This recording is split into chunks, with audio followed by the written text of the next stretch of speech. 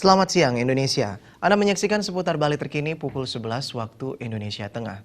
Dana yang awalnya dibayarkan BPJS ke Puskesmas sebesar Rp6.000 kini turun menjadi Rp3.500 per kapitasi.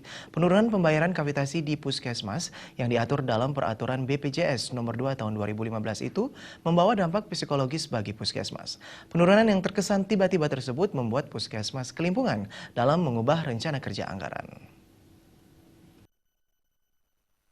Peraturan BPJS nomor 2 tahun 2015 sudah diberlakukan per Agustus 2015. Seperti yang terjadi di Puskesmas 2 Denpasar Timur, dana kapitasi yang awalnya dibayar 85 juta kini turun menjadi 50 juta rupiah. Terjadi penurunan dari 6.000 menjadi 3.500 rupiah per kapitasi. Ditemui di sela-sela diskusi Kepala Divisi Regional 11 BPJS Kesehatan mengatakan dana kapitasi BPJS pada tahun 2013 sebesar Rp2.000, tahun 2014 sebesar Rp3.000 sampai Rp6.000 yang diatur hanya SDM.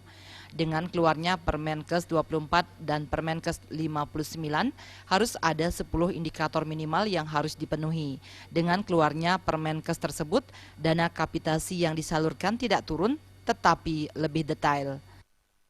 Nah, untuk itulah disesuaikanlah kapitasi gigi sesuai indikator yang ada. Jadi sebenarnya tidak turun, tetapi lebih didetail. Nah, misalnya dulunya ada cukup 2 dokter tanpa menghitung rasio, kita langsung bayar 6.000. Tapi sekarang dengan kemarin ada peraturan baru itu sebenarnya 3 dokter, rasio 1/5.000, waktu jam pelayanan ditambah lagi lingkup pelayanan dan komitmen.